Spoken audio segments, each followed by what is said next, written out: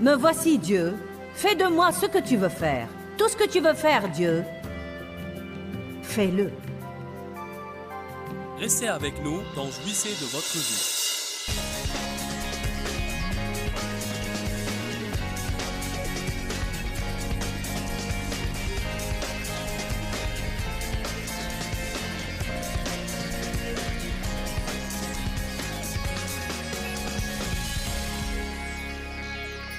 Juge chapitre 6. Nous voyons un homme nommé Gédéon dont Dieu voulait se servir. Je me demande de combien de personnes Dieu essaye de se servir, mais il ne peut jamais s'en servir à cause de leur mauvaise opinion d'eux-mêmes. Verset 12. Et l'ange de l'Éternel lui apparut et lui dit, « L'Éternel est avec toi, vaillant guerrier au courage héroïque. »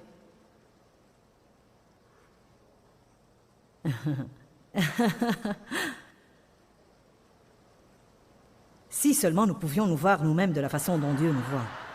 Et Gédéon lui dit, « Ah, mon Seigneur, si l'Éternel est avec nous, pourquoi tout cela nous est-il arrivé? Et où sont ces merveilles que nous racontaient nos pères, disant, l'Éternel ne nous a-t-il pas fait monter d'Égypte? Mais maintenant l'Éternel nous a abandonnés et nous a livrés entre les mains de Madian. » L'Éternel se tourna vers lui et dit, « Va avec cette force que tu as et sauve Israël de la main de Madian. N'est-ce pas moi qui t'envoie? » Gédéon lui dit, « Ah, Seigneur, comment sauverai-je Israël? Voici, mon clan est le plus faible en Manassé, et je suis le plus jeune dans la maison de mon père. » Je vous parie que Dieu en avait plein les bras à essayer de trouver quelqu'un qui pense de lui-même ce que Dieu pense de lui, et à essayer de trouver quelqu'un qui se voit de la façon dont Dieu le voit. Vous savez, Pierre avait fait plein de bêtises, mais je vais vous dire pourquoi Dieu s'est servi de Pierre. Il y avait une chose à l'avantage de Pierre. Il était hardi et courageux, et il était tout au moins prêt à sortir de la barque. Il risquait de se noyer, mais il est sorti de la barque. D'une façon ou d'une autre, il avait assez de confiance, assez de hardiesse et assez de courage pour croire que si quelqu'un pouvait le faire, il pouvait le faire. C'est le genre de personne que Dieu cherche. Ce n'est vraiment pas important que vous ne soyez pas encore tout à fait au point. La gloire de Dieu se révèle dans nos faiblesses. Je suis sûre que la multitude de gens qui connaissaient Pierre regardaient Pierre et disaient, tant que Pierre était vivant, « Ce doit être de Dieu. » Je sais que les gens disent ça de moi. Eh bien, vous devez voir les gens qui disent toujours « je n'arrive pas à le croire ».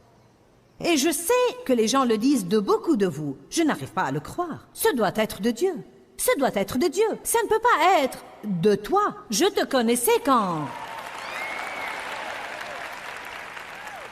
Quand allez-vous vous rendre compte que Dieu le fait exprès et que vous n'êtes pas écarté du service parce que vous avez des problèmes et des faiblesses? Dieu laissera sa gloire resplendir à travers vous quand vous arrêterez de lui dire ce que vous n'êtes pas.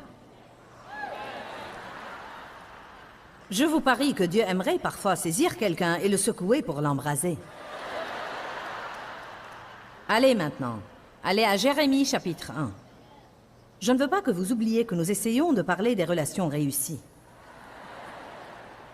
Peut-être que je n'en ai pas l'air, mais qui comprend que plus vous avez une bonne opinion de vous-même, mieux vous allez vous entendre avec les autres. Qui comprend ça? Plus vous avez une bonne opinion de vous-même, car voyez, si vous êtes libre d'être qui vous êtes, vous laisserez les autres être libres d'être qui ils sont. Et si vous êtes libre de ne pas être parfait, vous les laisserez être libres de ne pas être parfaits. Si vous ne faites pas tellement pression sur vous-même, vous ne ferez pas tellement de pression sur tous les autres tout le temps. Vous ne pouvez pas donner ce que vous n'avez pas. Je sens que je vais chanter. Pas vraiment. Je sais ce que je peux faire et ce que je ne peux pas faire. Jérémie 1,5. Avant que je t'eusse formé dans le ventre, je te connaissais et je t'appréciais. Quand Dieu dit qu'il nous connaît, il ne veut pas dire « je te connais », il veut dire « je te connais ».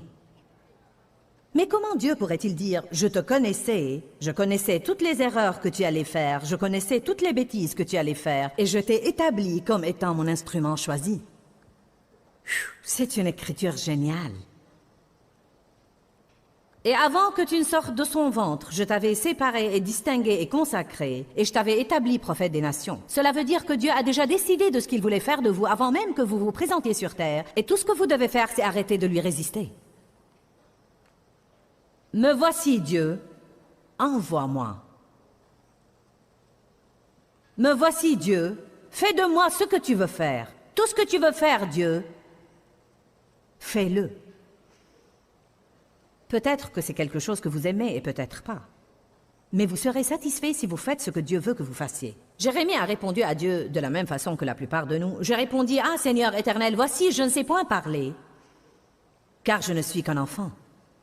Je suis soit trop jeune, soit trop vieux, soit du mauvais sexe, soit de la mauvaise couleur, soit ceci, soit cela, soit autre chose. Nous avons toujours une excuse à fournir à Dieu. » Verset 7, « Mais l'Éternel me dit, ne dis pas, je ne suis qu'un enfant. » En d'autres termes, si je peux le dire un peu plus clairement, le Seigneur ne l'a pas dit comme ça, car il n'est probablement pas aussi brutal que je vais en avoir l'air en ce moment. Mais il disait en fait, « Ferme ta gueule, Jérémie.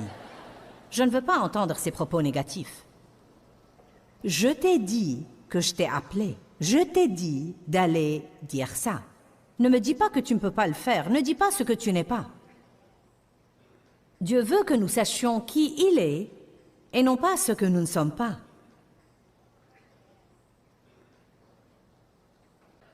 Mais l'Éternel dit, « Ne dis pas, je ne suis qu'un enfant, car partout où je t'envoie, tu iras, et tout ce que je t'ordonnerai, tu diras. Ne les crains point, car je suis avec toi pour te délivrer, dit l'Éternel. » Puis l'Éternel étendit sa main et toucha ma bouche. Et l'Éternel me dit, « Voici, je mets mes paroles dans ta bouche. Regarde, je t'établis aujourd'hui sur les nations et sur les royaumes pour déraciner et renverser, pour ruiner et démolir, pour bâtir et planter. » Et au verset 19, je l'aime bien, il dit, « Et ils te feront la guerre, mais finalement ils ne te vaincront pas, car je suis avec toi, dit l'Éternel, pour te délivrer. » Quand Dieu vous envoie pour faire quelque chose, il y aura toujours des personnes qui vous feront la guerre, des personnes qui ne veulent pas s'accorder avec vous, des personnes qui essayent de détruire votre foi. Mais Dieu dit, « Si vous gardez vos yeux sur moi, je suis avec vous, et vous les vaincrez et vous prévaudrez, car je vous délivrerai. » Amen. Nombre chapitre 13.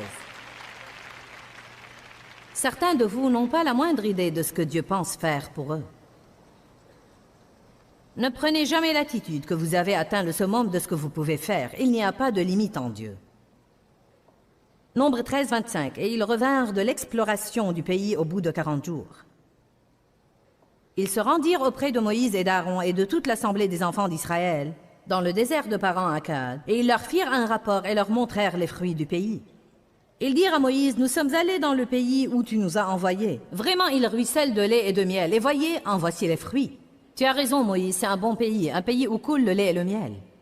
Dieu leur avait promis ce pays depuis qu'il les avait fait sortir d'Égypte. C'est ce dont il s'agissait. « Je vous délivrerai de l'esclavage et je vous prendrai dans un pays où coule le lait et le miel. » Il est temps de monter et de posséder le pays. Mais si vous étudiez le mot « posséder », c'est un mot intéressant, car pour posséder, vous devez déposséder les occupants actuels. Donc, pour qu'ils entrent et possèdent le pays, ils devaient être prêts à faire la guerre avec les gens qui occupaient déjà le pays, et pour ce faire, ils devaient connaître leur Dieu. Car beaucoup de fois, il ne semblait pas que leur armée fût assez grande, ou que leurs armes suffisent, ou qu'ils fussent aussi forts et puissants que le peuple qui occupait déjà le pays. Donc, au lieu d'entrer pour posséder le pays, ils ont continué à avoir peur et à errer dans le désert. Il leur a fallu 40 ans pour faire un trajet de 11 jours. Il y avait bien un problème. Je sais ce que tu veux que je fasse, Dieu, mais... Mais le peuple qui l'habite est puissant et les villes sont d'immenses forteresses. Et nous y avons vu les descendants d'Anak et ils sont de haute stature et courageux. Puis ils ont commencé à parler de tous les géants. Les Hittites, les Amorites, les Jébusites, les Amalécites, etc., etc., etc. Nous avons tous notre propre petite marque de Hitt, n'est-ce pas? Ça peut être les voisins Hitt, le mal de dos Hitt, ou la pauvre Hitt, mais nous les avons tous. Toutes les raisons pour lesquelles nous ne pouvons pas faire ce que Dieu nous dit de faire. Mais Dieu merci, il y avait deux hommes là, Caleb et Josué. La Bible dit qu'ils étaient des hommes qui avaient un esprit différent. Dieu merci, il y a toujours quelques-uns. Les quelques-uns qui ont un esprit différent. Un esprit différent. Caleb fit taire le peuple devant Moïse et dit « Montons et emparons-nous du pays car nous pouvons le soumettre. » Ce type a pris la bonne attitude. « Allez, allons-y, nous pouvons le conquérir, nous pouvons le faire, Dieu est avec nous. » Je vais recevoir une amie à moi dans mon programme télévisé et elle donnera son témoignage en détail, mais je vais vous donner une petite idée de ce dont je parle. Une amie à moi, qui est la femme d'un pasteur à Saint Louis, a eu un très grave problème de dos pendant 28 ans. Non, mais très grave. Elle se faisait faire des piqûres dans le dos. Elle avait des problèmes de disques. Les médecins ont dit la chirurgie peut-être, mais nous ne sommes même pas sûrs que ça va marcher. Il y a un risque si tu te fais opérer, ça pourrait empirer. Donc ce n'était pas un bon rapport. C'est une femme pieuse qui aime Dieu. Une femme vraiment douce. Elle prie pour les autres et je suis une des personnes pour lesquelles elle prie. Nous espérions vraiment de Dieu un exaucement en ce qui la concerne. Un jour, comme elle priait, elle a eu l'impression que Dieu lui disait « Cours à ton miracle !» Maintenant, cette femme pouvait à peine marcher comme il faut. Et elle a senti dans son cœur que Dieu voulait qu'elle court un marathon. Elle n'a dit à personne pendant 4 mois ce qu'elle comptait faire. Et parfois, c'est très sage. Car beaucoup de fois, quand vous révélez aux autres ce que Dieu vous a mis dans le cœur, vous en réduisez la force, car il ne s'accorde pas avec vous et il commence à vous décourager. Voilà pourquoi beaucoup de fois, quand Jésus faisait des miracles, il prenait de rares disciples avec lui, qu'il savait être forts dans la foi, car il ne voulait pas voir le doute et l'incroyance se mêler à ce qu'il faisait. Ce que je dis là est important, car parfois, vous perdez votre foi parce que vous racontez les choses trop vite. Si vous les gardez entre vous et Dieu, et vous les laissez être votre secret, il vous donnera la force de faire ce qu'il vous a mis dans le cœur. Donc, sagement, pendant 4 mois, elle n'a rien dit à personne, sauf à son mari et à ses enfants. Et elle a commencé à s'entraîner chaque jour pour courir un marathon ici à Orlando, à Disney World. Il se trouve qu'elle aime beaucoup Mickey Mouse et donc, elle aime bien Disney World. Donc, elle a voulu venir ici et le faire. Elle ne savait rien de ça. Elle a surfé sur le net et cherché les marathons. Elle ne savait même pas ce qu'elle faisait. Quand Dieu vous appelle à faire quelque chose, parfois vous êtes comme...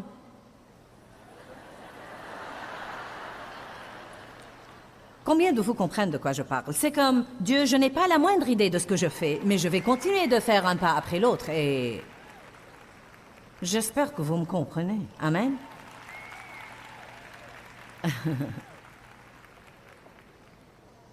Oh, nous voulons que Dieu nous donne un plan pour toute notre vie, mais... Il ne nous montre qu'une petite chose à la fois et nous prenons ce pas de foi. Puis il nous montre une autre petite chose et nous prenons ce pas de foi. Donc elle a surfé sur le net. Dieu avait dit, cours à ton miracle. Eh bien voyons, que dois-je faire? Elle a surfé sur le net, a cherché marathon et a trouvé qu'il y avait un marathon à Disney World. Elle aimait bien Disney World, donc elle a pensé, je vais le courir là-bas.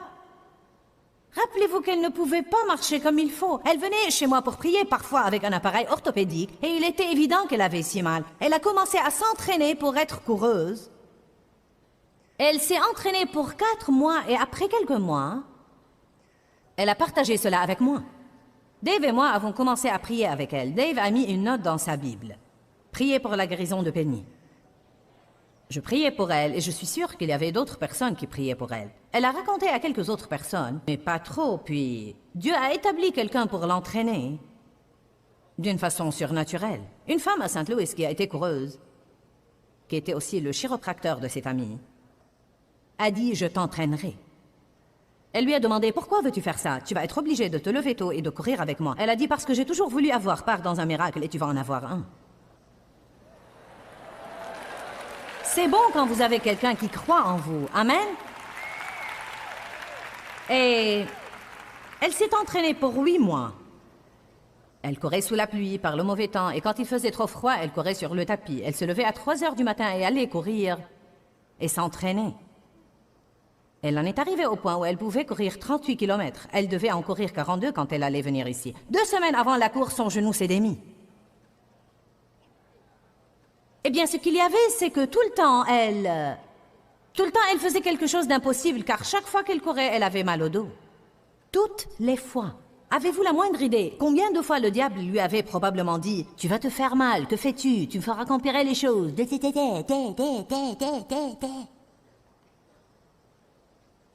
Je pense que je dois rebaptiser mon message. Je ne pense pas qu'il s'en tient beaucoup aux relations. Mais enfin, nous sommes dans cette zone, donc restons là. Alléluia.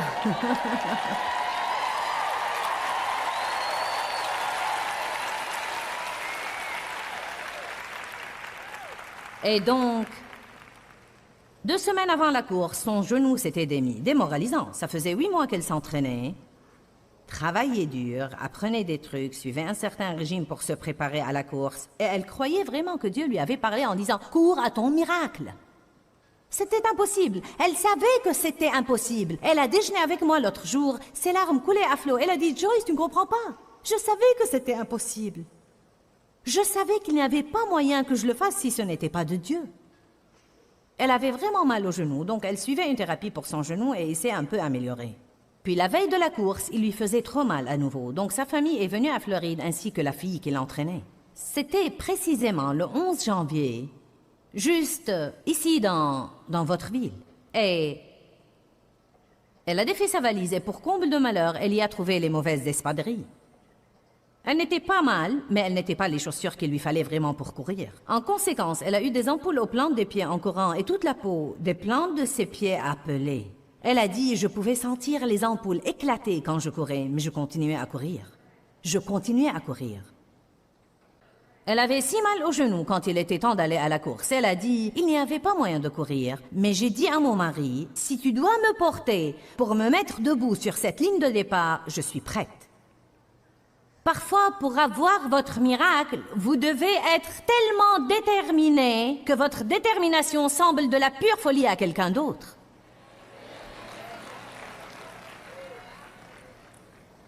Je crois que ça aide quelqu'un ce soir. Le 11 janvier, juste ici dans votre ville, après 28 ans de mal de dos, elle s'est tenue debout à la ligne de départ au marathon de Disney World et son dos ne lui a plus fait mal et ne lui a plus fait mal depuis.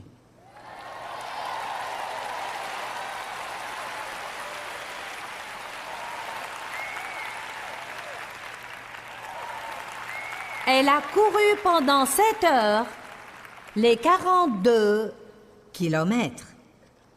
Elle ne s'était jamais évanouie dans sa vie, mais elle a dit qu'à un moment donné, le parcours commençait à zigzaguer et elle a dit à son ami « Je vais m'évanouir ». Elle a regardé sa main car elle avait écrit des versets sur ses mains et ses bras. Et elle a justement regardé sa main et elle a lu « Tu courras et ne te fatigueras point, tu marcheras et ne faibliras point. »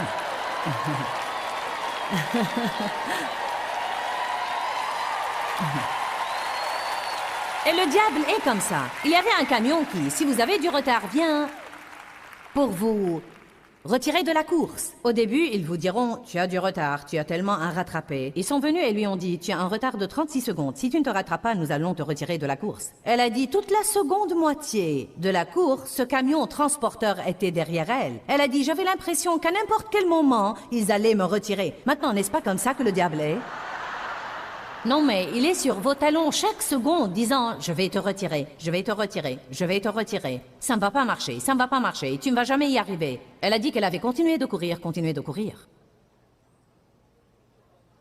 Elle a dit qu'elle était arrivée au repère de 27 kilomètres. Et elle a 2 filles adolescentes qui sont sorties de la foule et ont commencé à courir de chaque côté d'elle. Parfois, vous avez besoin que quelqu'un court avec vous un petit peu.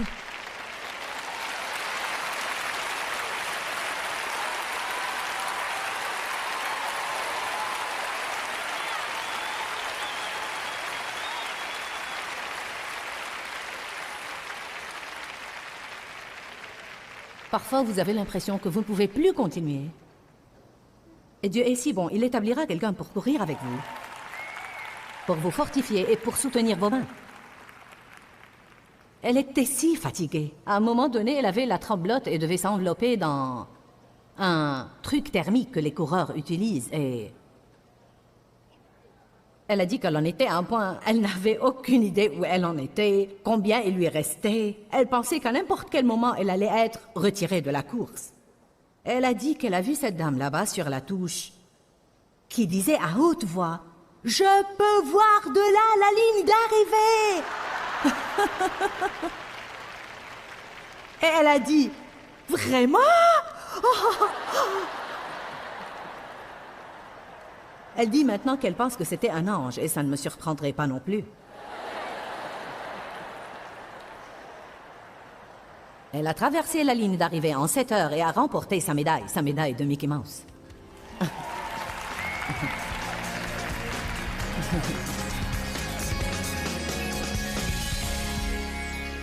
Eh bien, je veux que vous sachiez que vous avez une valeur et que vous êtes des personnes importantes. Vous ne devez pas vous comparer avec les autres. Si vous avez une meilleure opinion de vous-même, vous allez mieux vous entendre avec les autres et vos relations vont s'améliorer. Je voudrais vous poser une question aujourd'hui. Êtes-vous sûr que vous irez au ciel? Si Jésus revient aujourd'hui même, avez-vous la certitude que vous allez être au ciel avec lui?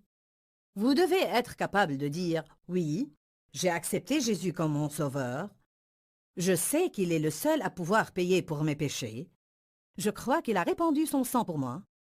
Je ne mets pas ma confiance en moi-même ou en mes bonnes œuvres, mais je me fie complètement à lui pour me pardonner mes péchés. Et parce que je suis croyant en Jésus-Christ, je crois que j'irai au ciel. » Si vous n'êtes pas capable de dire ça, vous pouvez prier avec moi en ce moment. Vous pouvez prendre cette décision et vous pouvez avoir un changement de cœur qui fera de vous une personne nouvelle.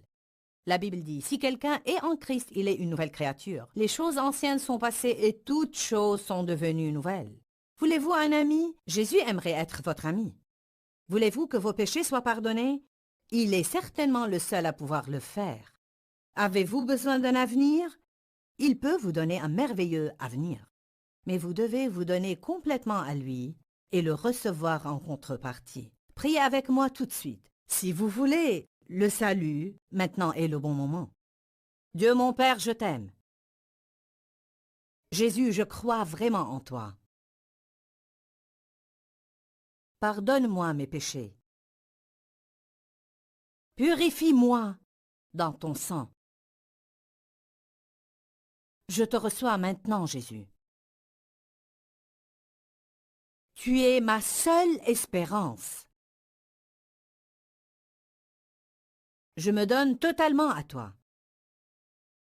Prends-moi comme je suis et fais de moi ce que tu veux que je sois.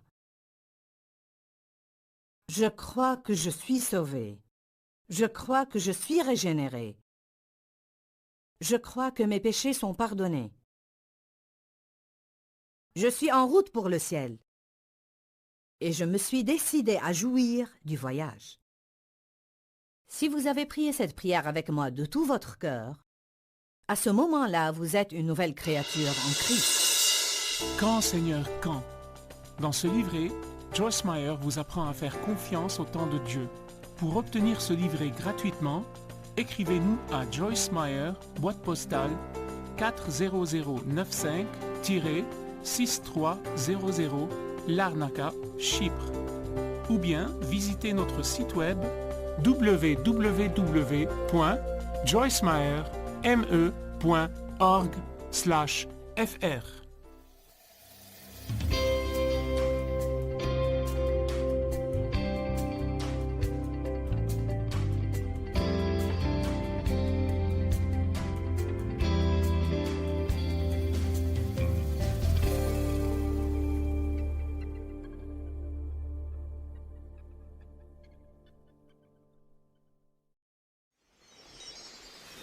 Arrêtez de prendre sur vous la honte, le blâme et le déshonneur pour tout ce que les autres dans votre famille ont fait ou n'ont pas fait. Allez, que quelqu'un loue Dieu. Restez avec nous dans Jouissez de votre vie.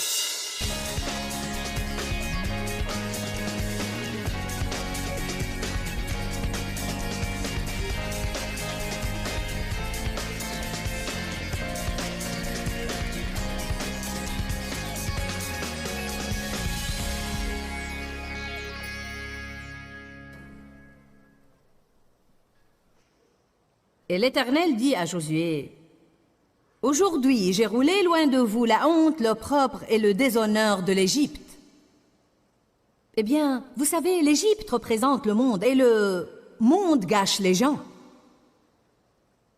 Le monde a apporté le viol et l'inceste à ma lignée. Mais un jour, Jésus a dit, « Je vais rouler cet opprobre loin de toi. Tu n'as plus à vivre sous cette honte. Tu es une nouvelle créature en Christ. Quel que soit ce qui vous a été fait ou quel que soit ce qui vous a blessé dans votre vie, Dieu veut rouler cet opprobre loin de vous. » Je crois qu'il y a des gens qui ont honte à cause des choses que font leurs enfants. leur bien-aimé. Je connais quelqu'un qui est dans le ministère. Et un de ses enfants s'est engagé dans un style de vie homosexuel. Et ça a manqué de le tuer. Quelqu'un a prié pour lui et lui a parlé de la honte et lui a dit « Tu n'as pas à endurer cette honte. Ce n'est pas de ta faute. » Voyez, la première chose qui arrive à un parent quand un enfant tourne mal est « C'est de ma faute. Si j'avais fait ceci, ça ne se serait pas produit. Si je n'avais pas fait cela, ça n'aurait pas été comme ça. » Cela ne veut pas dire que nous ne faisons pas d'erreurs, mais franchement, je reviens sur le passé et je pense, bien sûr que j'ai fait des erreurs en élevant mes enfants, mais cela ne veut pas forcément dire que toutes leurs fautes sont de ma faute. Car vous ne pouvez pas être un parent parfait qui ne fait jamais d'erreur. Je voudrais vous voir ce soir libérés même à ce niveau. Si vous avez des enfants qui ont des problèmes, arrêtez de vous blâmer. Arrêtez d'en endurer la honte et le blâme. Chaque personne est responsable de sa propre vie. Parfois, nous prenons la responsabilité de rendre les autres heureux. Et vous savez quoi? Le bonheur de quelqu'un d'autre n'est pas votre responsabilité. Nous avons tous nos propres choix à faire. Notre fils aîné a une personnalité comme la mienne. Et alors qu'il grandissait, nous ne nous entendions pas, lui et moi. Et c'était une de ces situations où je l'aimais parce qu'il était mon fils, mais il me déplaisait. C'est la vérité. Je l'aurais dit même s'il était là, car nous en avons parlé ouvertement. Il s'est finalement avéré qu'il avait ma personnalité, et je ne me plaisais pas moi-même, alors comment pourrait-il me plaire? Mais quand j'ai vraiment commencé à avoir une profonde relation avec Dieu, et à m'occuper de lui à propos de certains sujets, il m'a dit un jour, « Eh bien, si tu ne m'avais pas traité comme tu l'as fait quand j'étais petit, je n'aurais pas eu ces problèmes que j'ai. » Tout en moi commençait à... Car je savais que certains de ces problèmes étaient de ma faute. J'avais des problèmes à cause de ce que mon père m'avait fait. Et nous transmettons nos problèmes de génération en génération, à moins d'apprendre la parole de Dieu. À l'époque, je ne savais pas faire mieux. J'étais d'un tempérament violent, j'étais coléreuse et j'étais difficile à vivre. Et cela l'a affecté. Il était mon premier enfant. Et je ne savais vraiment pas me comporter comme il faut. Et quand il l'a dit, je savais que c'était vrai. Et immédiatement, tout en moi a sombré. Et je me suis retirée dans ma chambre. Mais pendant les 2 jours d'après, Dieu a opéré sur moi et il m'a dit, dis-lui qu'il a la même opportunité que tu as eue pour surmonter ça. Et que tu ne peux pas passer ta vie à payer pour une chose que tu as fait alors que tu ne savais vraiment pas mieux faire. Et dis-lui, tu ne vas pas te servir de moi comme prétexte et tu ne vas pas me mettre ça sur le dos, car Dieu t'aidera si tu veux vraiment qu'il t'aide.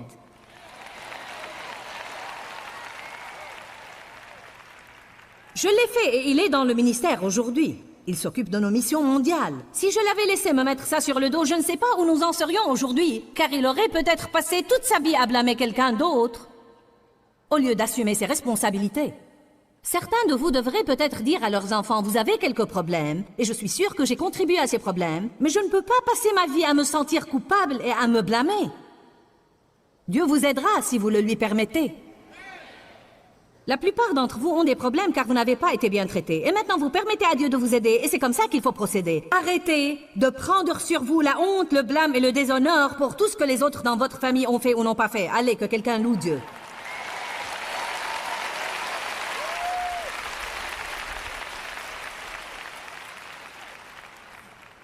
Et les échecs personnels. Nous revenons sur le passé et beaucoup de fois, nous ne voulons même pas essayer de nouveau car nous avons échoué une fois. Si une personne prend l'attitude de « je ne vais jamais laisser tomber et renoncer », Dieu va faire de bonnes choses de vos erreurs. Savez-vous cela? Je vais vous raconter des trucs qui sont simplement de petites histoires qui vont m'aider à dire ce que j'ai à dire et qui vont vous réjouir. N'oubliez pas ce que j'ai dit. Dieu peut prendre vos erreurs et faire de bonnes choses à partir d'elles.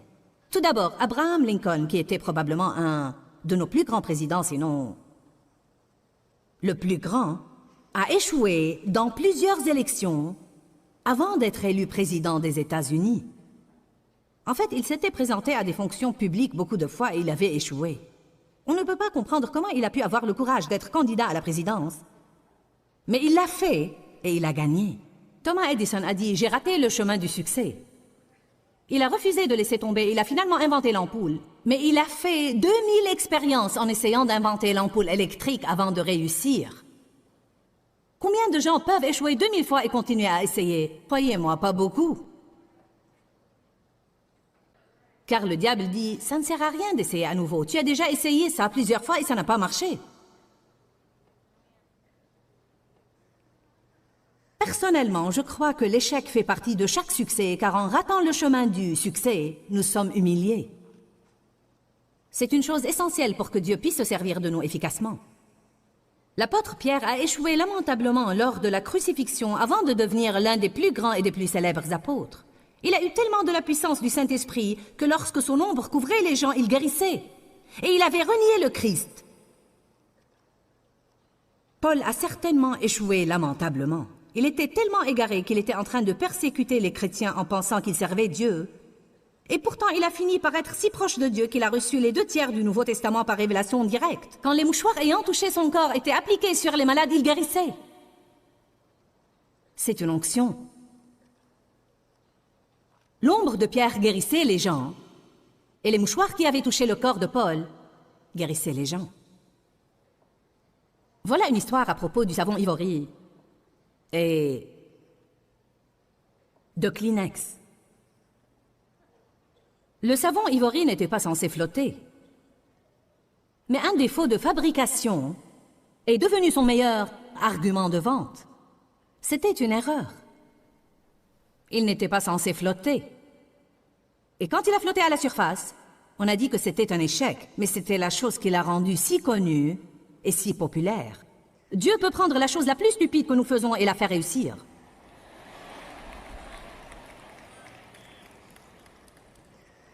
Exemple. Vous m'avez peut-être entendu dire ça auparavant, mais c'est vraiment très significatif pour moi. Savez-vous que dans les premières années de ma vie, j'avais tellement honte de ma voix, car ma voix était différente, elle était unique, et pour une femme, j'avais une voix très rock.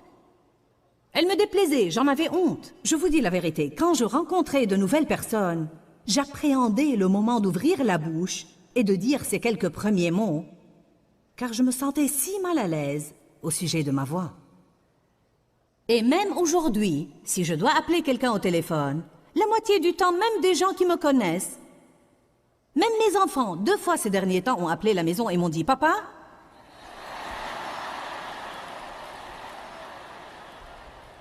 leur a dit « Non, pas moi, pas moi. » Je leur ai répondu « Non, c'est maman. » J'ai un ami pasteur que je taquine tout le temps parce que quand je prêche dans son église, il appelle l'hôtel et dit « Dave, est-ce bien toi, Dave ?» Je lui dis « Non, c'est Joyce. » Je peux prendre le téléphone maintenant et appeler l'hôtel et ils vont dire « Oui, monsieur. » Je peux appeler les renseignements et ils disent « Oui, monsieur. » Eh bien maintenant, parce que je sais qui je suis en Christ, je me fiche de ce que les gens pensent. Cela m'est égal, mais il y avait un moment où j'avais vraiment honte de ma voix, juste parce qu'elle était différente et unique. Alors que fait Dieu? Il prend une chose en moi qui me déplaît le plus, et c'est la chose dont il se sert plus que toute autre chose.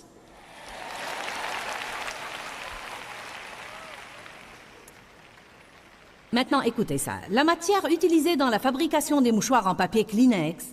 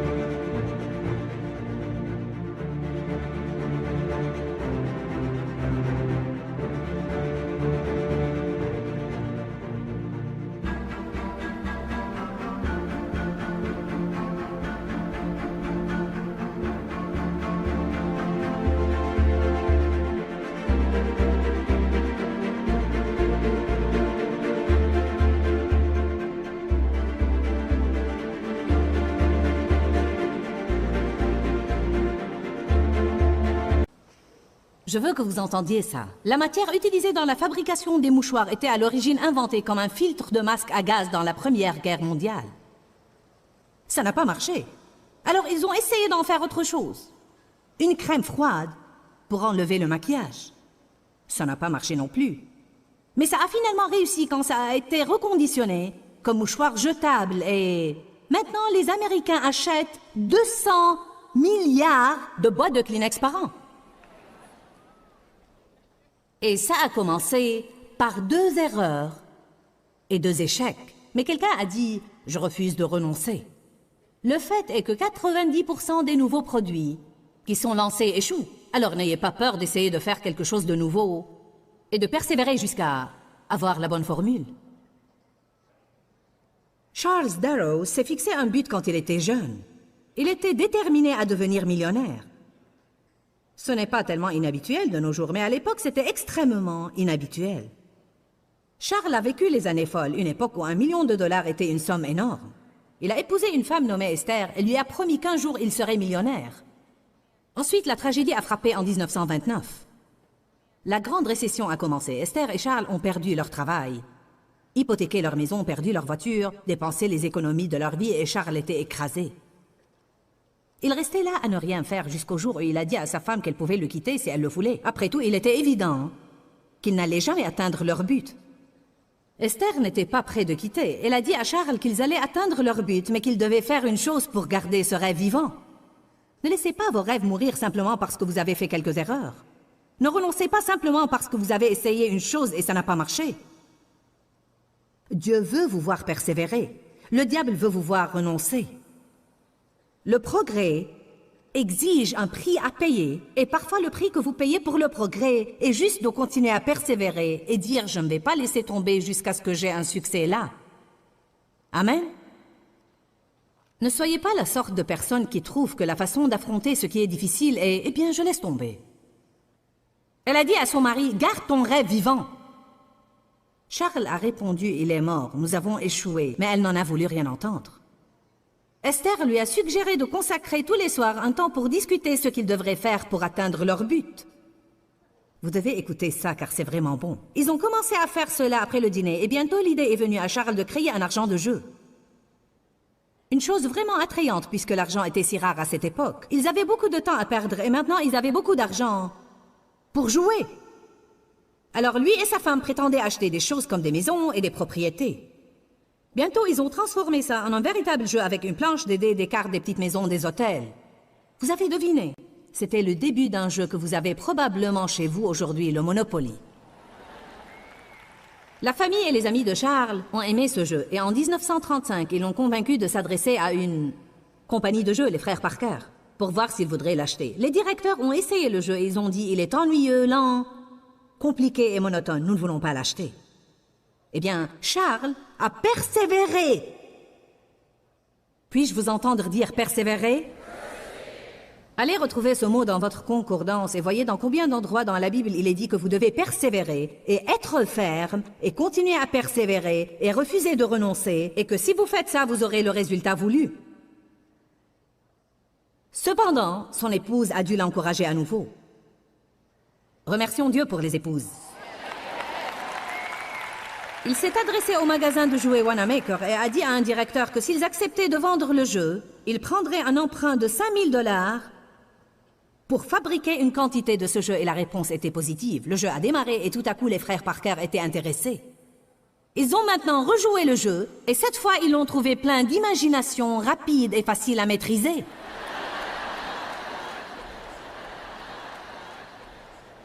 Le jeu a eu sa marque déposée en 1935 et les frères Parker l'ont acheté de Charles Darrow. Combien ils le lui ont payé? $1 million.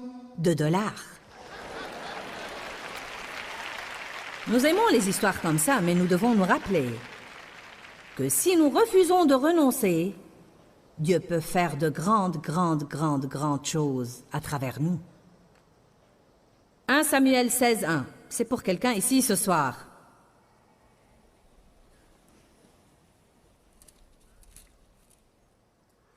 L'Éternel dit à Samuel, « Quand cesseras-tu de pleurer ?» Saul, voyant que je l'ai rejeté afin qu'il ne règne plus sur Israël, « Remplis ta corne d'huile, je t'enverrai chez Jessé le Bethléemite, parce que je me suis choisi parmi ses fils le roi qu'il me faut. » Nous devons comprendre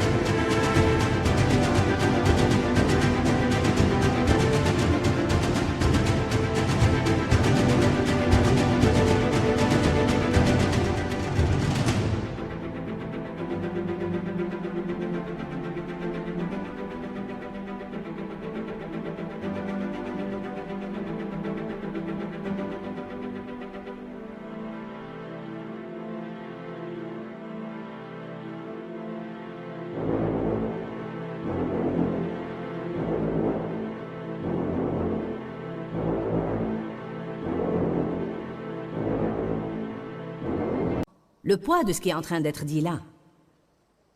Saul a été choisi comme roi. Samuel, le prophète, a collaboré avec lui, prié pour lui, l'a oint et lui a consacré beaucoup de son temps. Quand Saul a désobéi à Dieu et que le royaume a dû lui être enlevé, Samuel était anéanti. Ce n'est pas parce qu'il était un prophète de Dieu qu'il n'avait pas de sentiments et des émotions. Quand vous investissez beaucoup de temps dans une chose et qu'elle échoue, il y a un sentiment de grande déception. Et je crois qu'il y a certaines personnes comme ça ici ce soir. Nous avons des gens qui viennent à nous parfois quand ils ont investi des années dans une église, et puis peut-être que le pasteur de cette église succombe au péché et ils se sentent tellement égarés. C'est comme, non mais j'ai perdu toutes ces années, tout le temps que j'ai investi là-dedans et maintenant, pff. Non, vous ne perdez jamais rien, car vous prenez tout avec vous comme une expérience qui vous aide dans l'avenir. Arrêtez d'avoir l'impression que vous avez perdu votre temps si quelque chose ne marche pas. Il se peut que vous ayez appris une leçon importante qui va vous aider dans votre avenir, plus que vous n'auriez appris si vous aviez réussi. M'avez-vous entendu? Parfois, nous apprenons davantage des choses qui vont mal que des choses qui vont bien. Au moins, nous apprenons, eh bien, je ne vais plus faire ça. Amen. Quand cesseras-tu de pleurer, Samuel? J'en ai assez de Saul. J'ai oint un nouvel homme. Que dit Dieu? Quand cesseras-tu de vivre dans le passé? J'ai un nouveau plan. Cesse de pleurer sur ce qui n'a pas marché et ouvre tes yeux pour voir que j'essaye de faire une chose nouvelle dans ta vie. Mais tu vas complètement la manquer si tu continues à regarder en arrière.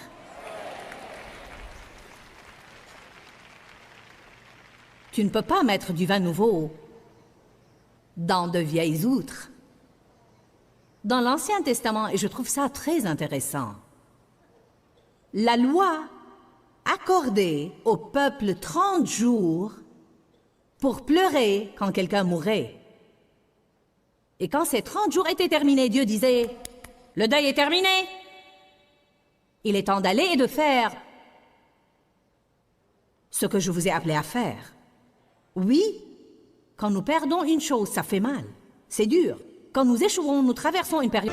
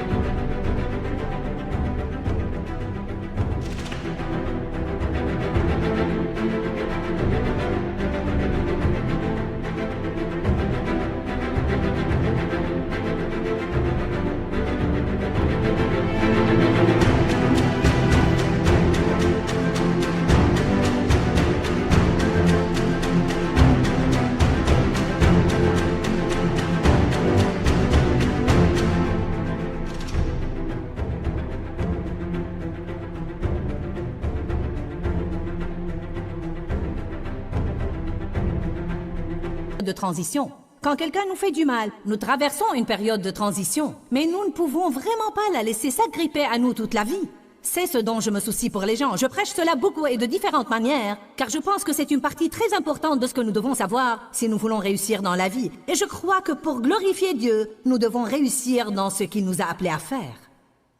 Je ne me soucie pas tellement d'être appelé à réussir, mais je me soucie d'être appelé à donner la gloire à Dieu. Et je ne crois pas que je vais le glorifier dans ma vie si toute ma vie n'est qu'un gâchis et si je ne fais pas ce qu'il m'a appelé à faire. Je veux être ce que Dieu veut que je sois. Je veux avoir ce qu'il veut que j'ai et je veux faire tout ce qu'il veut que je fasse parce que je veux lui donner la gloire.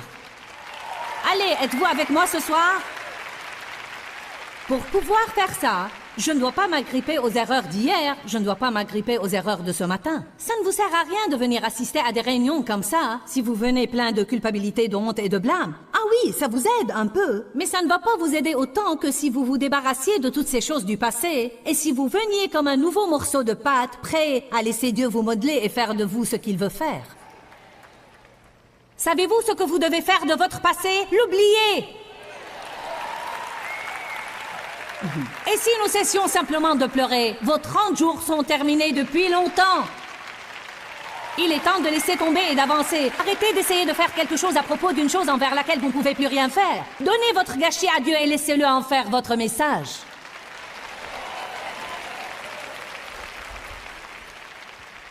Amen. Une dernière chose. Acte 28, verset 1. Une fois sauvés, nous apprîmes que l'île s'appelait Malte. Les indigènes nous témoignèrent une bienveillance remarquable et peu commune. Ils nous accueillirent auprès d'un grand feu qu'ils avaient allumé parce que la pluie tombait et qu'il faisait grand froid. Et Paul avait ramassé un tas de broussailles et il mettait ce tas de bois sec au feu pour faire un plus grand feu quand une vipère en sortit par l'effet de la chaleur et s'attacha à sa main. Quand les indigènes virent cela, ils se dirent les uns aux autres, « Assurément, cet homme est un meurtrier. » Car bien qu'il ait été sauvé de la mer, la justice, la déesse de la vengeance, il croyait en toutes sortes de faux dieux, n'a pas voulu le laisser vivre. Donc apparemment, cette sorte de vipère, quand elle vous mord, vous mourrez. Ils l'ont reconnue pour ce qu'elle est et ont dit, « Ce type est foutu. » Combien de fois vous avez des morsures de vipères et les gens vous regardent et disent que vous êtes foutu?